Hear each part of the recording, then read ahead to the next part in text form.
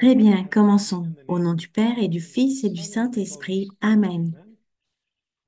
En ce troisième dimanche de ce temps ordinaire, entrons dans l'esprit de gratitude pour la récente naissance du Seigneur.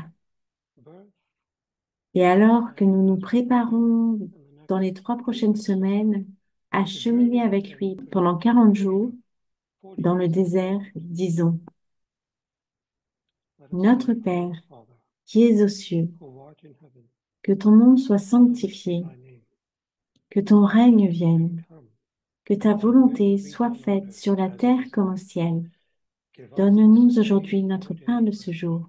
Pardonne-nous nos offenses, comme nous pardonnons aussi à ceux qui nous ont offensés. Et ne nous laisse pas entrer en tentation, mais délivre-nous du mal. Amen.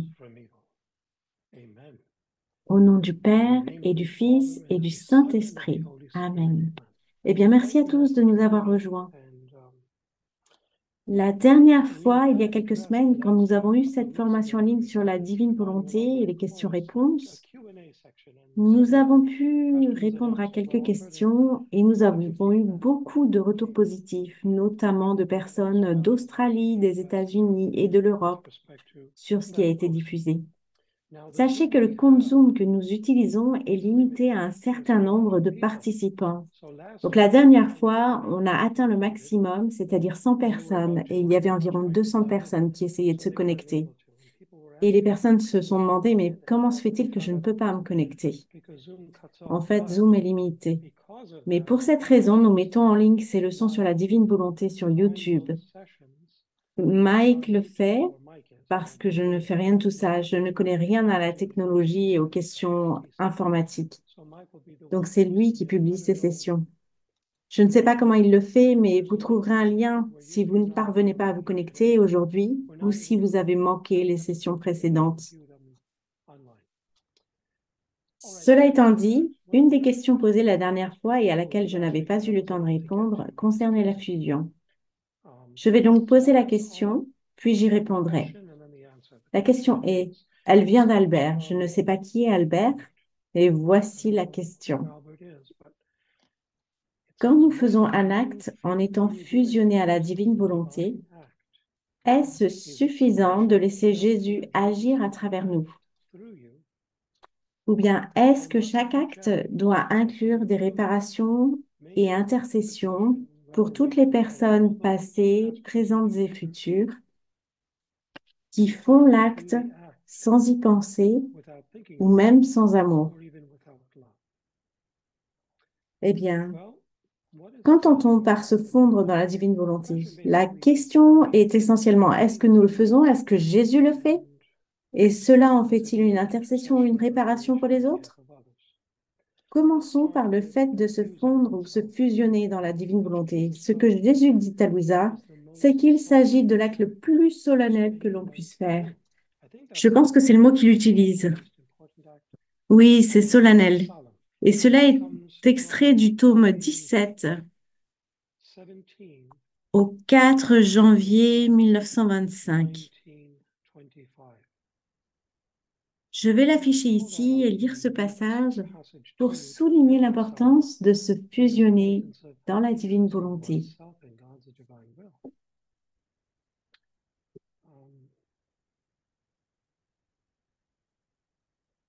Le voici. Louise a écrit, j'ai commencé à fusionner tout mon pauvre être dans la suprême volonté, et ce faisant, il m'a semblé que les cieux se sont ouverts. Je suis montée à la rencontre de la cour céleste, et tout le ciel est venu vers moi. Mon doux Jésus me dit, ma fille, te fusionner dans ma volonté est l'acte le plus solennel, le plus grand et le plus important de toute ta vie. Se fusionner dans ma volonté, c'est entrer dans l'éternité, l'embrasser et recevoir les trésors de bénédiction que contient ma volonté éternelle.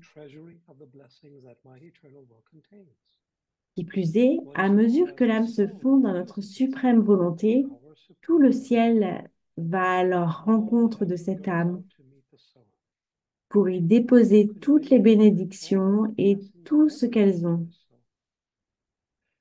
toute la gloire qu'elles ont. Les anges, les saints et la divinité elle-même viennent tout déposer dans cette âme, sachant qu'elles le font dans la divine volonté où tout est en sécurité.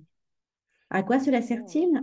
En recevant ces biens auxquels elle joint ses propres actes, l'âme les multiplie dans la divine volonté et rend à tout le ciel, aux anges et aux saints, double gloire et honneur.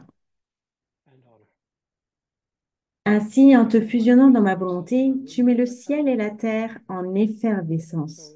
Et il continue en expliquant à quel point cet acte est important. Eh bien, nous comprenons cela. La question est-ce Jésus ou est-ce moi qui agis lorsque je me fonds dans la divine volonté? Mais avant de répondre à cette question, essayons de comprendre ce qu'est se fondre dans la divine volonté. Je vais vous donner la possibilité de répondre.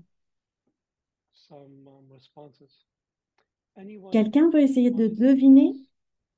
Si je dis que vous vous fusionnez dans la divine volonté, et ce faisant, vous mettez le ciel et la terre en mouvement, alors comment décririez-vous le fait de vous fusionner dans la divine volonté? Quelqu'un veut-il essayer de répondre à cela? Je pense que la première réponse est assez évidente. Vous recevez quelque chose de Dieu. Vous êtes donc dans un état de réceptivité ou passivité. Parce que quand vous vous fusionnez avec autre chose, vous faites un avec cette chose, n'est-ce pas?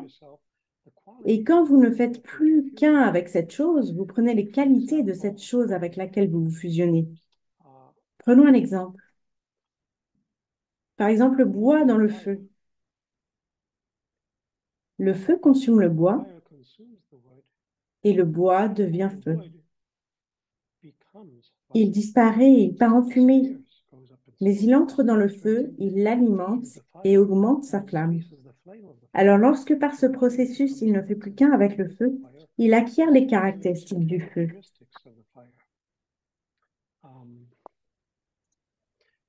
Il y a aussi la fusion des métaux sous l'effet de la chaleur ou du marteau, ou les deux. Vous pouvez les forger selon les intentions de l'artisan. Bien, de la même façon, Dieu nous forge, nous passe au feu de sa croix. Et donc souvent, la fusion est associée à la mort à soi-même ou au martyr. Je vais vous lire un passage tiré du tome de Louisa où il en parle dans la conclusion. C'est extrait du volume, je dois avoir ça ici.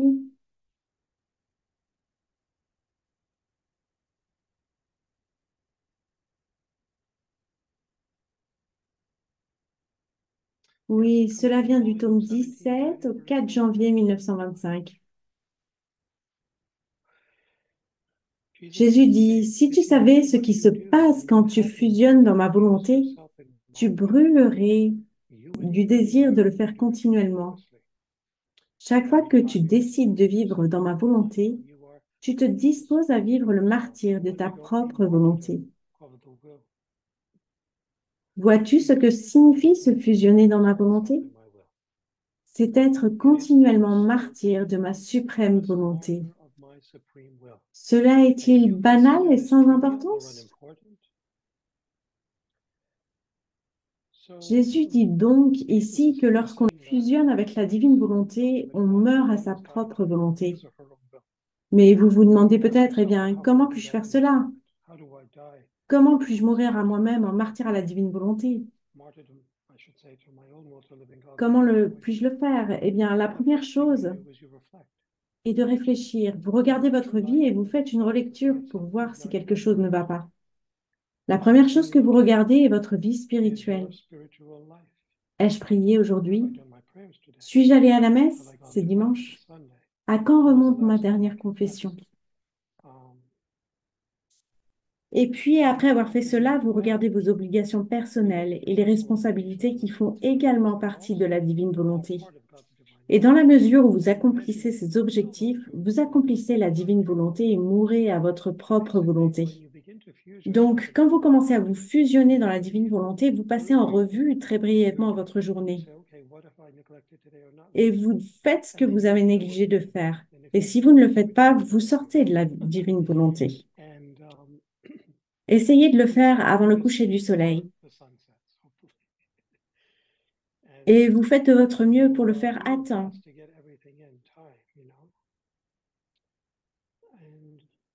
Et vous mettez la divine volonté dans tout ce que vous faites, dans toutes vos obligations et engagements quotidiens, en recevant les bénédictions qu'elle souhaite vous accorder sans réserve dans cette vie et dans l'autre vie. Alors, il y a un petit martyr là, parce que parfois, vous devez dire non aux choses que vous préférez faire. Ok, maintenant, laissez-moi vous dire quelque chose de très pratique que je n'ai pas mentionné ici, que vous pouvez considérer comme important lorsque vous vous fondez dans la divine volonté. Les commérages. Quand vous passez en revue votre vie et que vous y réfléchissez, et dans le contexte actuel de l'Église et de toute la confusion générée avec évêque contre évêque, cardinal contre cardinal, tel ou tel prêtre qui dénigre le pape, des personnes qui se liguent les unes contre les autres, vous êtes au milieu de toute cette confusion au sein de la foi catholique. C'est humain de se dire, je vais me lancer dans cette conversation et entrer dans ces commérages. Mais Dieu ne veut pas que vous le fassiez. OK? Cela fait partie du fait de mourir à sa volonté. Il n'y a rien de mal à aborder les sujets, ne vous méprenez pas, mais ce ne doit pas être des potins.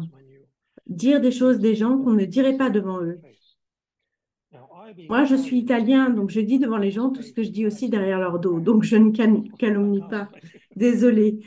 Mais il s'agit d'essayer de dire la vérité tout en restant dans l'amour.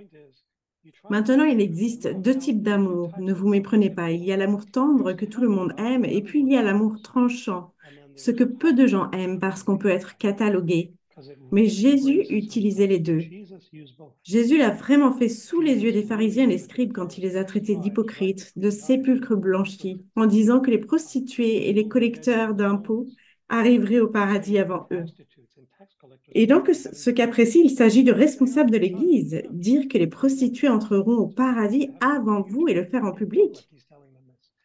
Il les a vraiment rabaissés, mais ils avaient besoin d'entendre cela. Pourquoi? Parce que c'était leur dernier espoir. Parfois, les gens sont si insensibles à cause de leur stature ou leur arrogance ou leur façon de s'accommoder de ce qu'ils font, sans plus réfléchir au fait qu'ils se font du mal à eux-mêmes et pas seulement aux autres, au point qu'ils risquent d'y perdre leur âme.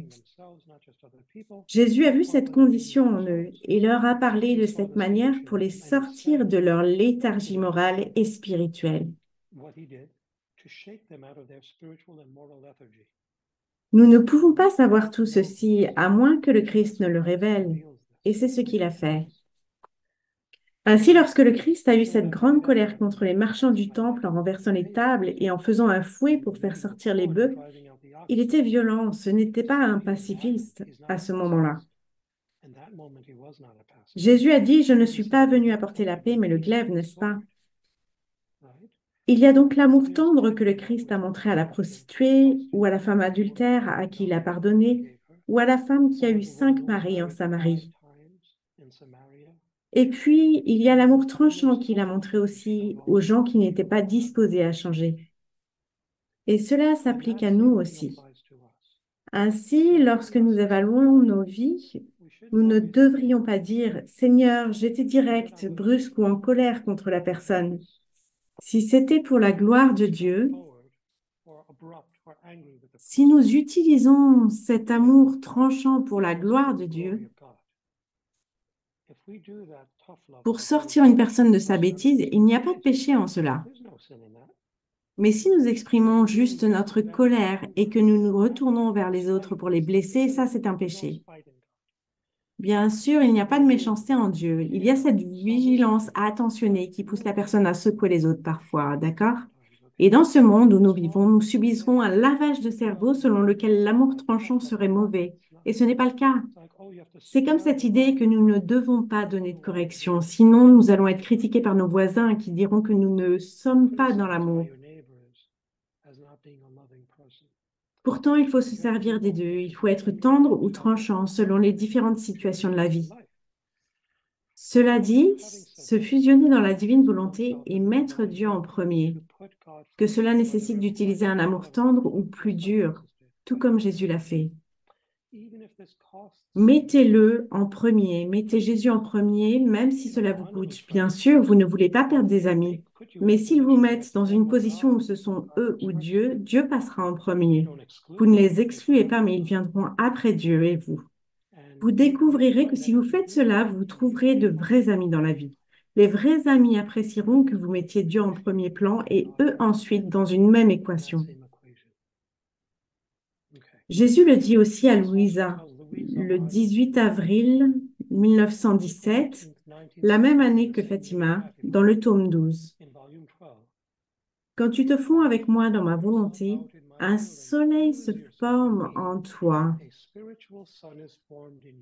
Pendant que tu penses, que tu aimes, que tu répares, les rayons de ce soleil se forment en toi. Donc la question était, est-ce qu'on répare quand on se fusionne? La réponse est oui.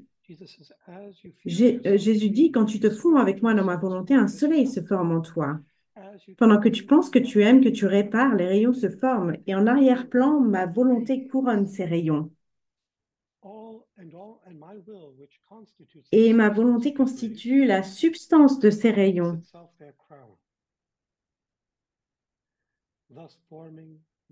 et forme le soleil. Donc vous avez ces rayons qui descendent.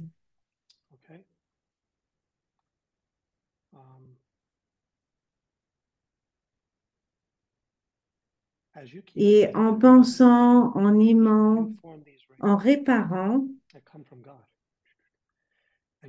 vous formez ces rayons. Et la volonté de Dieu vient couronner ces rayons. Ce soleil s'élève dans le ciel et rayonne comme une rosée bienfaisante sur toutes les créatures. Plus vous vous fondez en lui, plus vous formez de tels soleils. Comme il est beau de voir ces soleils qui, s'élevant toujours plus haut, se fondent dans mon propre soleil, dit Jésus. Pensez à cette expression-là. Ils enveloppent toutes choses dans le propre soleil de Jésus. Ok, alors voici Dieu qui est le soleil éternel, le soleil. C'est une grande sphère. J'aurais aimé avoir quelque chose pour symboliser cette sphère à côté de ma grosse tête. Voyons un peu. Mais je ne trouve rien d'assez gros. Très bien, supposons que ceci soit un soleil, n'est-ce pas? Et à l'intérieur, c'est vous. À l'intérieur, il y a Louisa. Et cette sphère, c'est Dieu, le soleil éternel. Voici Louisa et en elle se forme un soleil. Alors c'est Dieu et c'est Louisa. Et en Louisa se forme son petit soleil qui obtient ses rayons du grand soleil qui l'enveloppe. Dieu produit dans son âme des rayons de lumière dont la substance est Dieu. La substance est donc Dieu. Les rayons pénètrent son âme et l'éclairent. Nous ne pouvons pas voir cela à l'œil nu, mais il l'éclaire et remonte vers Dieu. Il y a donc un mouvement descendant venant de Dieu. Lorsque nous fusionnons avec Dieu, Dieu vient à notre rencontre. La seule chose que nous faisons, c'est former l'intention de nous fusionner avec Dieu. Et que fait Dieu? Il descend immédiatement, possède notre volonté autant que nous le lui permettons. Il forme des rayons de soleil et attire ces rayons vers le haut. Vous voyez, Dieu est en train d'agir. Ce n'est pas nous qui agissons, c'est lui qui descend, nous possède, forme des rayons en nous à partir de sa propre substance et il les attire vers le haut. De telle manière, relisez ce qu'il dit, ces soleils s'élèvent toujours plus haut et s'élevant se fondent dans mon propre soleil et font descendre une rosée bienfaisante sur tous.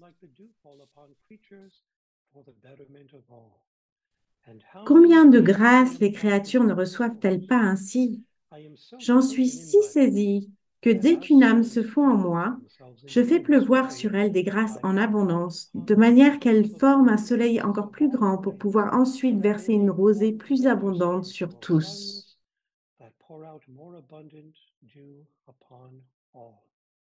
Ok, Voici donc un dynamisme où Dieu fait le premier mouvement et nous formons l'intention que Dieu vienne à notre rencontre et nous donne la capacité de former ces pluies. Comment?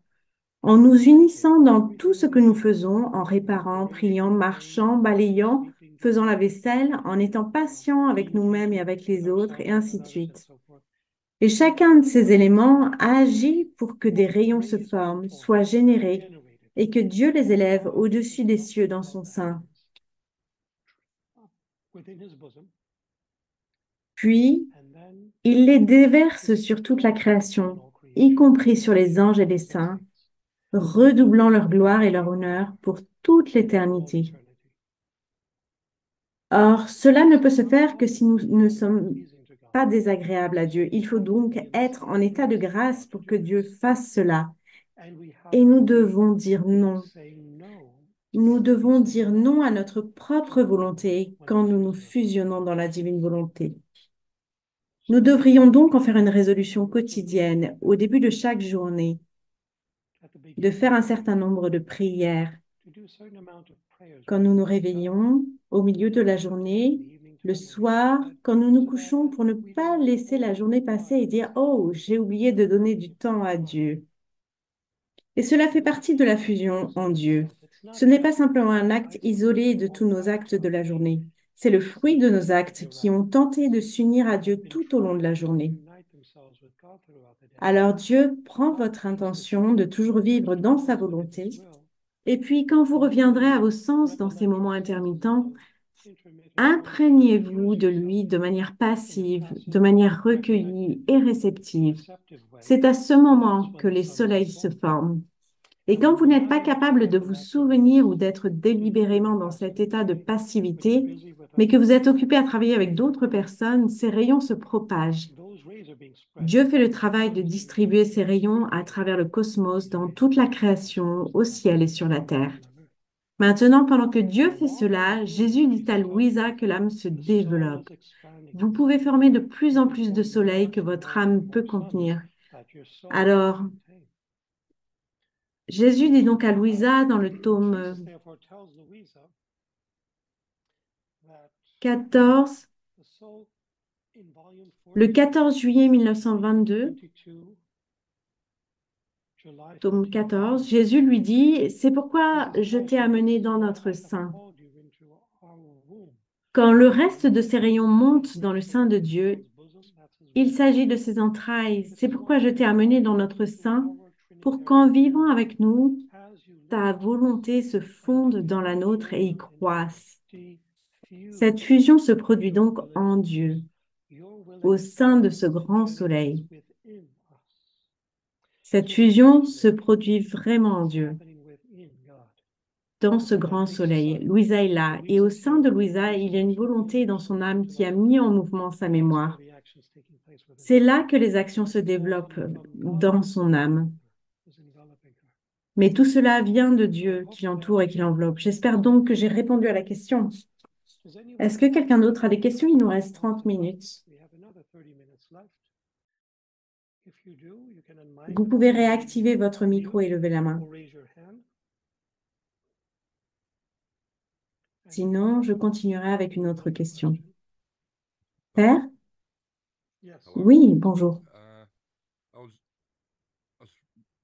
Par où commencer? Désolé, je recommence. Dans le tome 36, le 18 décembre, Dieu dit, la divine volonté est ma vie et mon amour. L'amour continu est ma nourriture.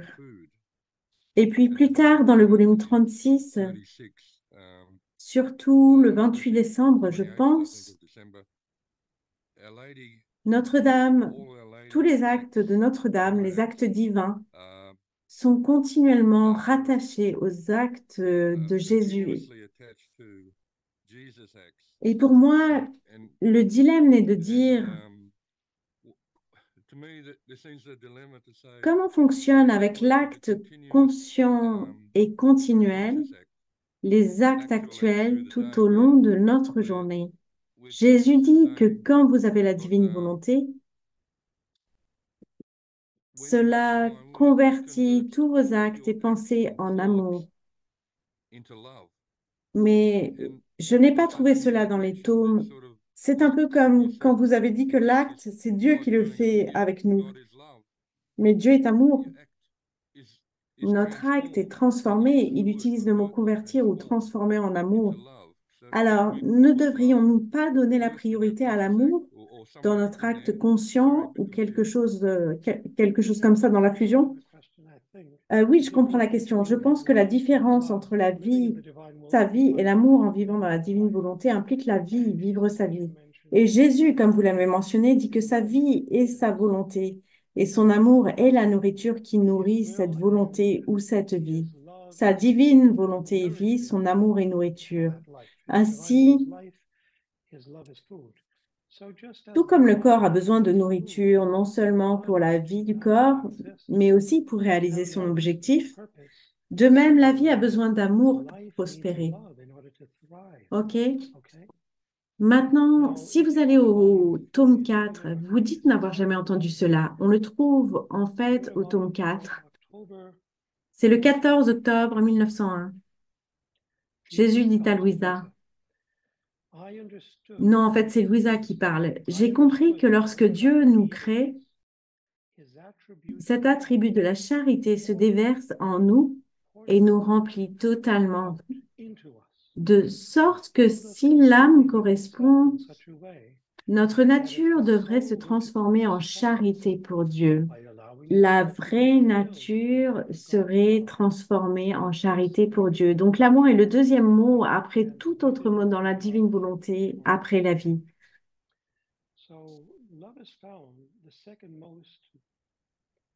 C'est le deuxième mot le plus présent après la vie de vivre dans la divine volonté ou vivre dans le divin. L'amour est donc partie intégrante, c'est un fait. Par exemple, les trois personnes divines ne sont pas la même personne, mais elles sont indissociables par nature. Ce sont des personnes distinctes, inséparables par nature. De même, le corps et le sang du Christ. Ce sont des espèces distinctes, mais indissociables. C'est pareil avec l'amour et la vie. Ils sont distincts, mais indissociables.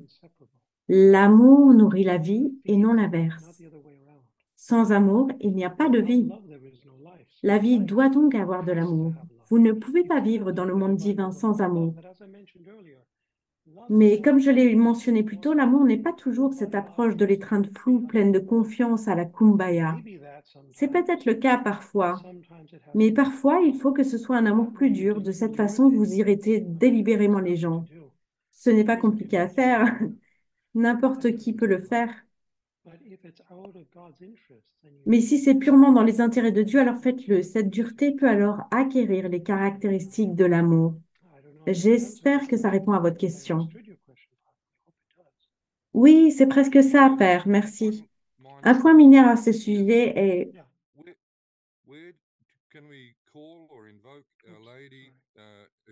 où pouvons-nous appeler ou invoquer Notre-Dame, le cœur immaculé de Marie, pour nous aider dans cette démarche de donner le maximum d'amour à Dieu? Nous voulons donner le maximum d'amour à Dieu et c'est seulement par l'amour de Notre-Dame que, si vous voulez, en se fusionnant avec nous ou nous avec elle, que cet amour semble être plus fort. Qu'en pensez-vous? Oui, bien sûr. Marie est la personne qui est là pour nous aider. Si vous allez au tome 34 et que vous lisez le 20 décembre 1936, vous venez de citer le tome 36, n'est-ce pas? Dans le tome 34, Jésus dit à Louisa, laissez-moi regarder, laissez-moi retrouver ce passage ici de l'amour de Marie. Je ressens le besoin amoureux de faire connaître ce que nous, les trois personnes divines, avons fait pour cette céleste mère et le grand bien que toutes les générations ont reçu d'elle. Elle a été conçue par la puissance créatrice de notre divine volonté.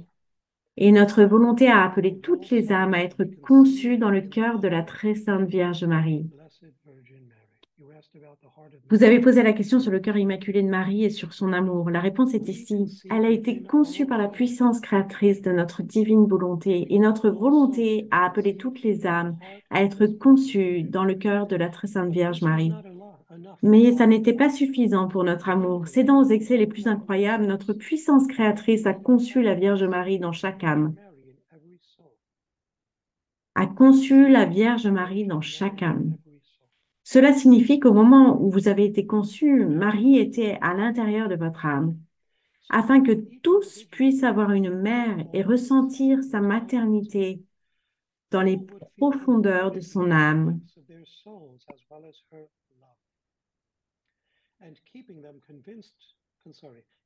Et en les gardant conçus dans son âme, elle les a aimés comme une mère aime ses enfants et les garde conçus en elle pour se tenir à leur disposition, pour les élever, pour les guider, pour les protéger contre les périls et avec sa puissance maternelle, les nourrir du lait de son amour et de la nourriture qu'elle-même a reçue, c'est-à-dire du divin fiat. Il n'y a pas d'âme pour laquelle elle n'a pas assumé la tâche de les nourrir comme ses enfants.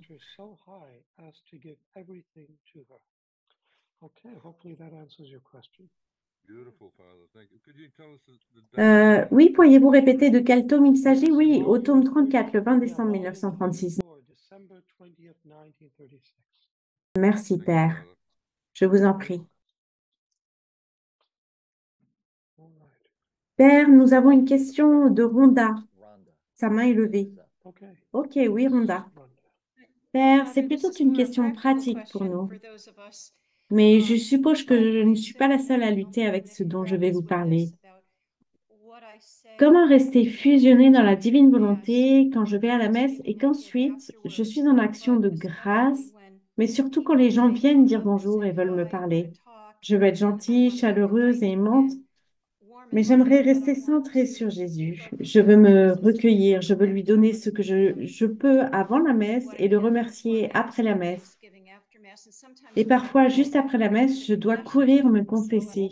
Alors, quelle serait la question concernant la confession? Comment faire? Alors, en fait, si je ne peux pas passer environ 15 minutes juste à remercier Jésus, qu'est-ce que je lui dis à Jésus? Oui, si certaines personnes m'interrompent, si quelqu'un veut me parler et m'attrape ou si quelque chose de ce genre arrive, comment gérez-vous ces choses poliment et avec amour, mais en voulant toujours donner à Jésus l'amour et l'attention que nous voulons lui apporter? Eh bien, c'est une bonne question. Pour que les auditeurs comprennent bien, pouvez-vous leur dire pourquoi vous parlez de 15 minutes? Pourquoi vous souhaitez spécifiquement rester 15 minutes recueillis? Eh bien, quand Jésus est en moi, j'ai entendu maintes et maintes fois, vous savez bien sûr, dans la divine volonté, nous espérons que Jésus est en nous et que nous sommes des tabernacles vivants 24 heures sur 24, 7 jours sur 7. C'est ce que nous essayons d'atteindre. Mais nous savons aussi que si l'Eucharistie est en nous d'une certaine manière physiquement et spirituellement, c'est pour un certain laps de temps. Oui, ça vient en fait des docteurs et du Concile de Trente, de la catéchèse qui résulte du Concile de Trente. Lorsque nous recevons notre Seigneur, il reste présent pendant environ 10 à 15 minutes avant que les espèces ne soient consommées. Et chez les personnes qui veulent passer du temps en action de grâce, tant qu'il est physiquement présent. Maintenant, quand vous voulez faire ça et que quelqu'un vous interrompt, je vous donnerai le conseil que Louisa donne dans le tome 1, dans toutes les premières pages du tome 1. Je dirais les 5 premières pages du tome 1. Elle raconte comment le Seigneur l'a formée fondamentalement à naviguer en prenant des coups. Elle dit que les gens l'interrompaient souvent et que parfois, il la dérangeait, il la perturbait. D'autres fois, il l'encourageait. Et elle s'est rendue compte que ces deux éléments étaient essentiellement des impostures, autant les compliments que les critiques. Ce sont des impostures. Elle disait que tout ceci n'avait aucun intérêt parce que ça va et ça vient chaque jour.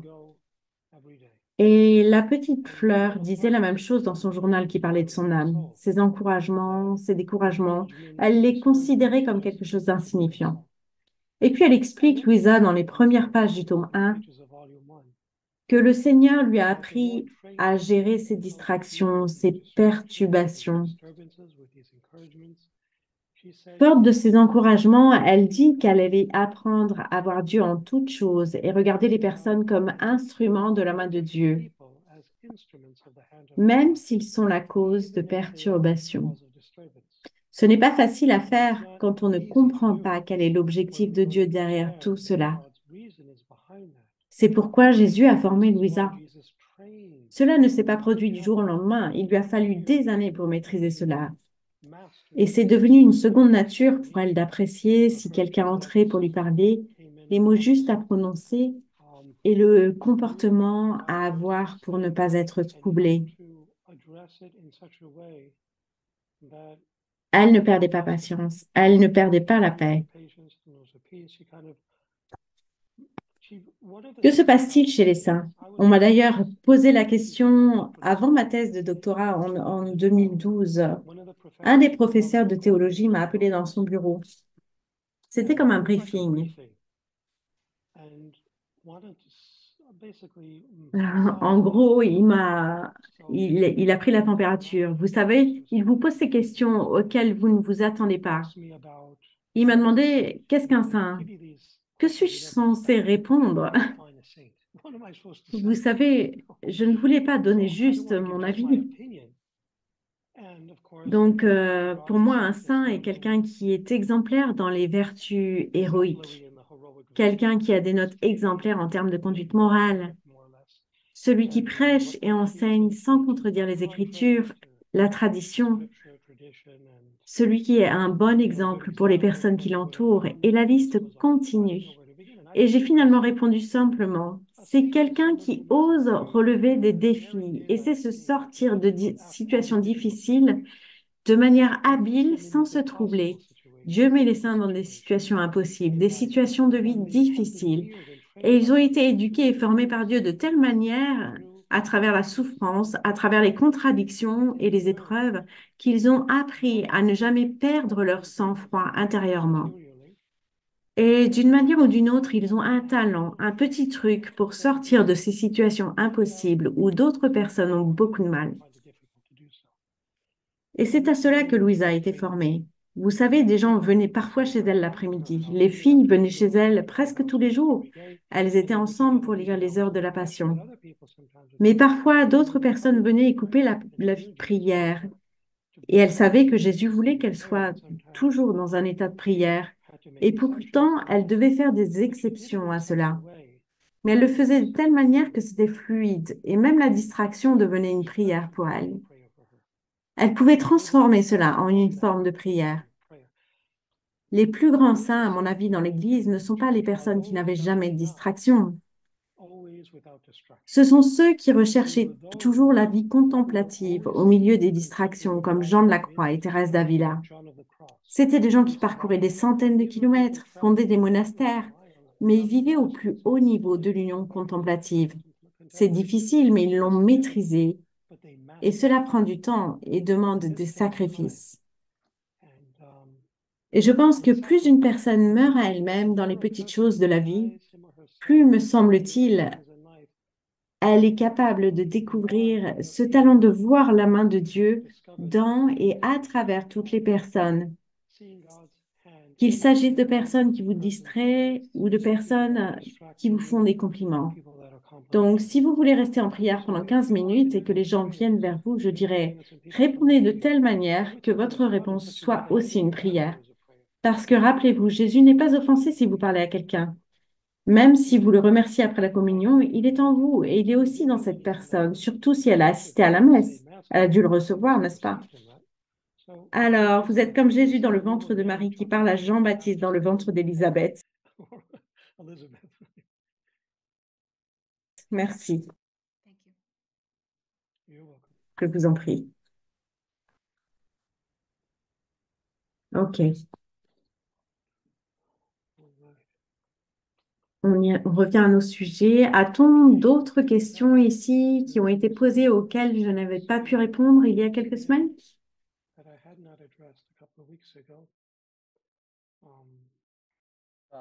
Père, nous avons une autre main levée si vous souhaitez prendre cette question. Bien sûr.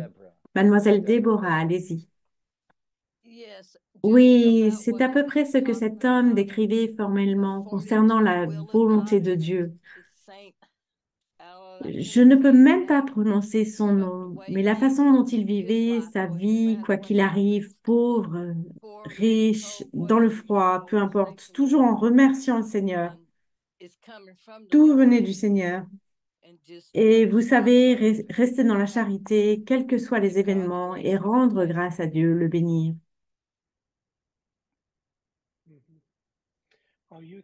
Est-ce que vous pensez à Jean-Pierre de Caussade?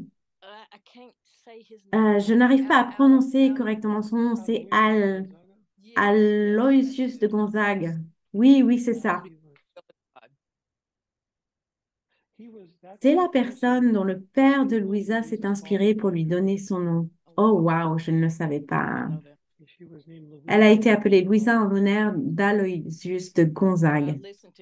Oui, j'ai entendu tout cela. Ils en ont fait une vidéo. Je l'ai écoutée l'autre jour.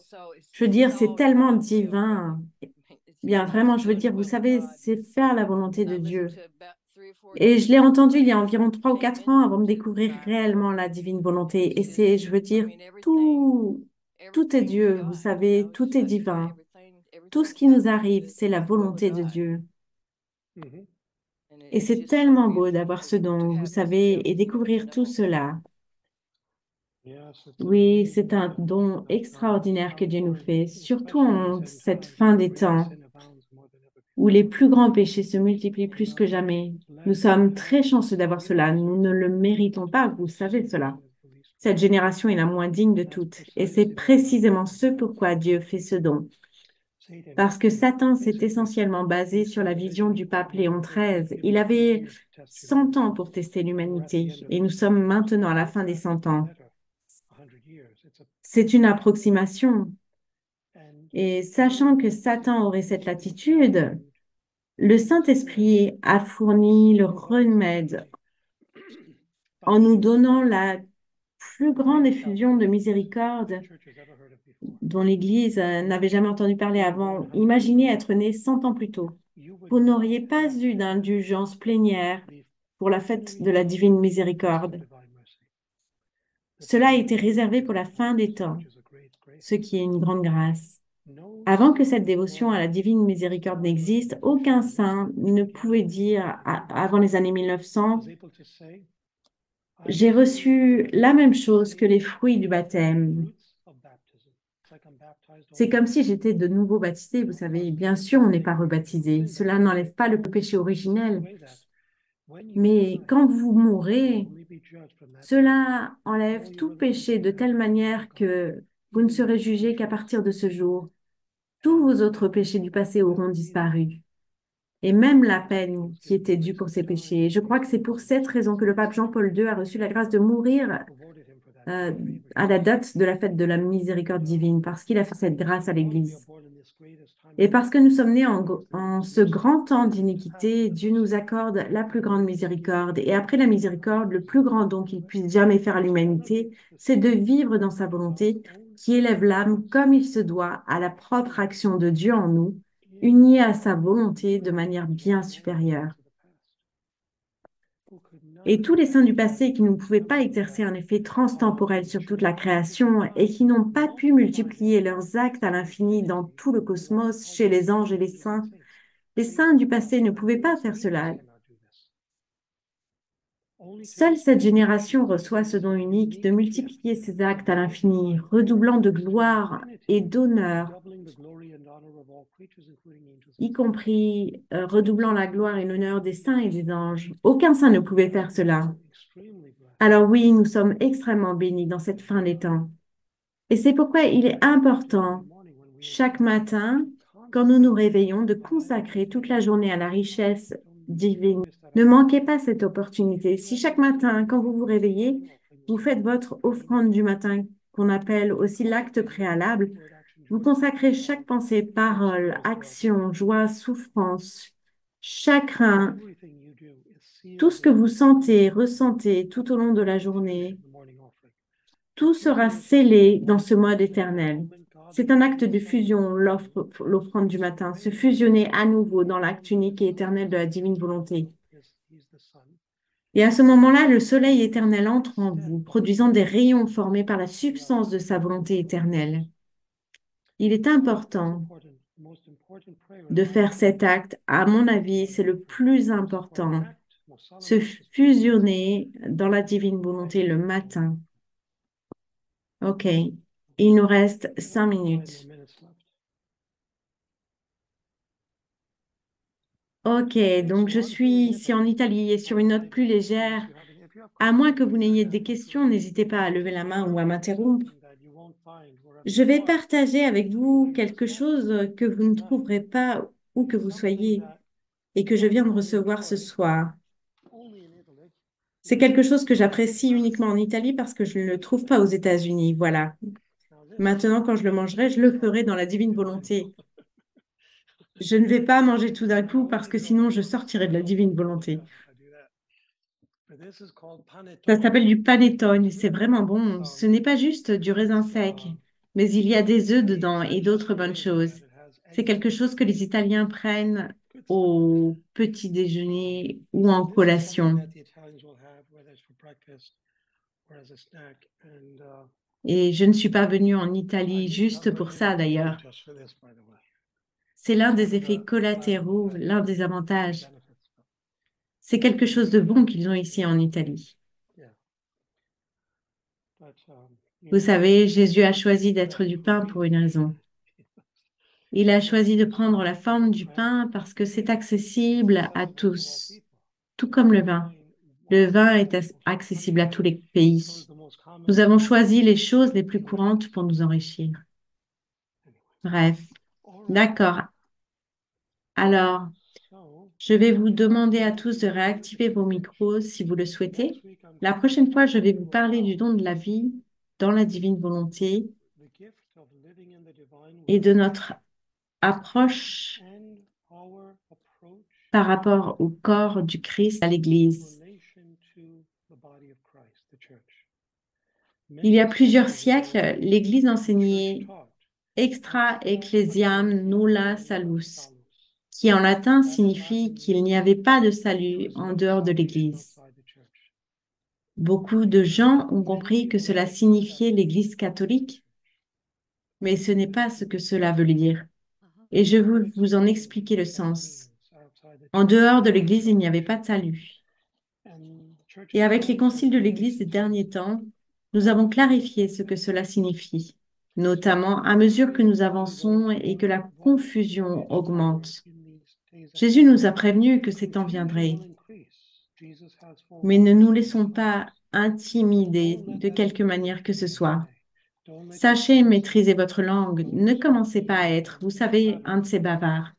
Priez plutôt et fondez-vous dans cette paix éternelle que seulement Dieu peut donner.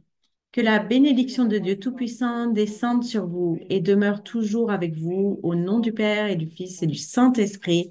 Amen. Amen. Thank you, Father. Thank you, Thank you, brother. Thanks, Doctor.